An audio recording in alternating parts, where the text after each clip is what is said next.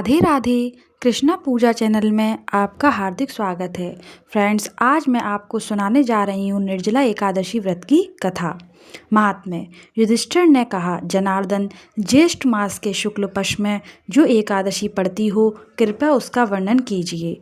भगवान श्री कृष्ण बोले, राजन, इसका वर्णन परम धर्मात्मा सत्यवदनंदन व्यास जी करेंगे, क्योंकि यह संपूर्ण शास्त्रों के तत्वज्ञ और वेद वेदांगों के परंपरागत विद्वान हैं। तब वेदव्यास जी कहने लगे, दोनों ही पक्षों की एकादशियों के दिन भोजन ना करें। द्वादशी के दिन स्नान आदि से पवित्र होकर फूलों से भगवान केशव की पूजा करें। फिर नित्य कर्म समाप्त होने के पश्चात पहले ब्राह्मणों को भोजन देकर अंत में स्वयं भोजन करें। राजन, जगनाशोच और मरणाशोच में भी एकादशी को भोजन नहीं करना चाहिए। यह सुनकर भीमसेन बोले, परम बुद्धिमान पितामह, मेरी उत्तम बात सुनिए।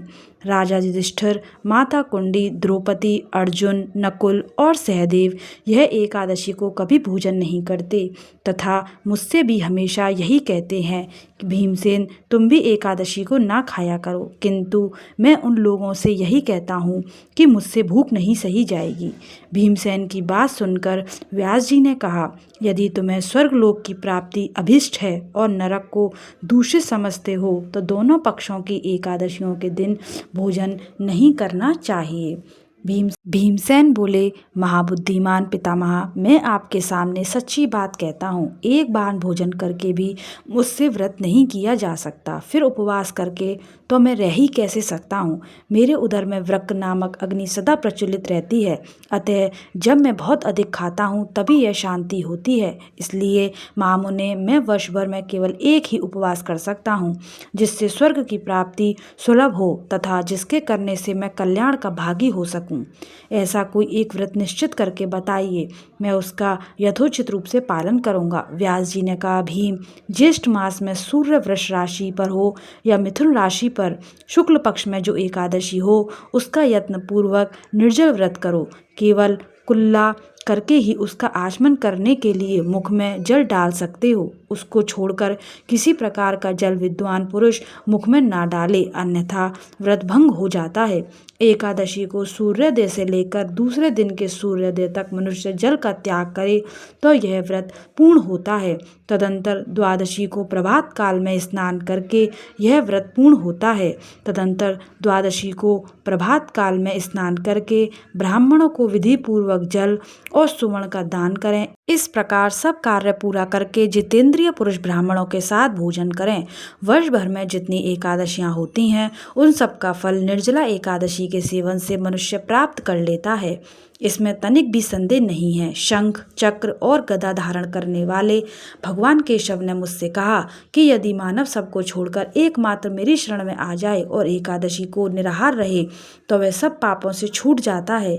एकादशी व्रत करने वाले पुरुष के पास विशाल काय, विकराल आकृति और काले रंग वाले दंड पशधारी भयंकर यमदूत नहीं जाते। अंतकाल में पीताम्बरधारी सौम्य स्वभाव वाले, हाथ में सुदर्शन धारण करने वाले और मन के समान वेगशाली विष्णुदूत आखिर इस वैष्णव पुरुष को भगवान विष्णु के धाम में ले जाते हैं। अतः निर्जला एकादशी को पूर्ण यत्न करके उपवास और श्री हरि का पूजन करो। स्त्री हो या पुरुष, यदि उसने मेरु पर्वत के बराबर भी महान पाप किया हो तो वह सब इस एकादशी व्रत के प्रभाव से भस्म हो जाता है। जो मनुष्य उस दिन जल के नियम का पालन करता है वह पुण्य का भागी होता है। उसे एक एक प्रहर में कोटि कोटि स्वर्ण मुद्रा दान करने का फल प्राप्त होता सुना गया है। मनुष्य निर्जला एकादशी के दिन स्नान, दान, जप, होम आदि जो भी कुछ करता है वह सब अक्षय होता है। यह भगवान श्री कृष्ण का कथन है। निर्जला एकादशी को विधि पूर्वक उत्तम रीति से उपवास करके मानव वैष्णव पद को प्राप्त कर लेता है। जो मनुष्य एकादशी के दिन अन्न खाता है वह पाप का भोजन करता है। इस लोक में वह चांडाल के समान और मरने पर दुर्गति को प्राप्त होता है। जो ज्येष्ठ के शुक्ल पक्ष में एकादशी को उपवास करके दान करेंगे वे परम पद को प्राप्त होंगे। जिन्होंने एकादशी को उपवास किया है वे ब्रह्म हत्यारे, शराबी, चोर तथा गुरुद्रोही होने पर भी सब पातकों से मुक्त हो जाते हैं। कुंती नंदन निर्जला एकादशी के दिन श्रद्धालु स्त्री पुरुषों के लिए जो विशेष दान और कर्तव्य विहित हैं उन्हें सुनो। उस दिन जल में शयन करने वाले भगवान विष्णु का पूजन और जलमयी धेनु का दान करना चाहिए, अतः प्रत्यक्ष धेनु या घृतमयी धेनु का दान उचित है। पर्याप्त दक्षिणा और भांति भांति के मिष्ठानों द्वारा यत्नपूर्वक ब्राह्मणों को संतुष्ट करना चाहिए। ऐसा करने से ब्राह्मण अवश्य संतुष्ट होते हैं और उनके संतुष्ट होने पर श्री हरि मोक्ष प्रदान करते हैं।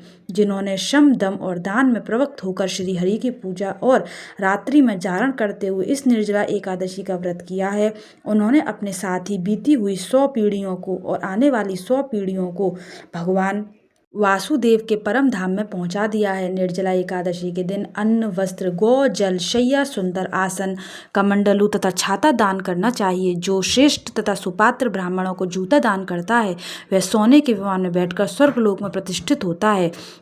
जो इस एकादशी की महिमा को भक्ति पूर्वक सुनता अथवा उसका वर्णन करता है वह स्वर्गलोक में जाता है। चतुर्दशी युक्त अमावस्या को सूर्य ग्रहण के समय श्राद्ध करके मनुष्य जिस फल को प्राप्त करता है वही फल इसके श्रवण से भी प्राप्त होता है। पहले दंत धावन करके यह नियम लेना चाहिए कि मैं भगवान केशव की प्रसन्नता के लिए एकादशी को निराहार रहकर आचमन के सिवा दूसरे जल का भी त्याग करूंगा। द्वादशी को देवेश्वर भगवान विष्णु का पूजन करना चाहिए। गंध, धूप, पुष्प और सुंदर वस्त्र से विधि पूर्वक पूजन करके जल के घड़े के दान का संकल्प करते हुए निम्नांकित मंत्र का उच्चारण करना चाहिए। देव देव हषिकेश संसार वर्णवतारक उद्कुंभ प्रदानेन नयमा परमागतिम, संसार सागर से तारने वाले हे देव देव हृषिकेश, इस जल के घड़े का दान करने से आप मुझे परम गति की प्राप्ति कराइए।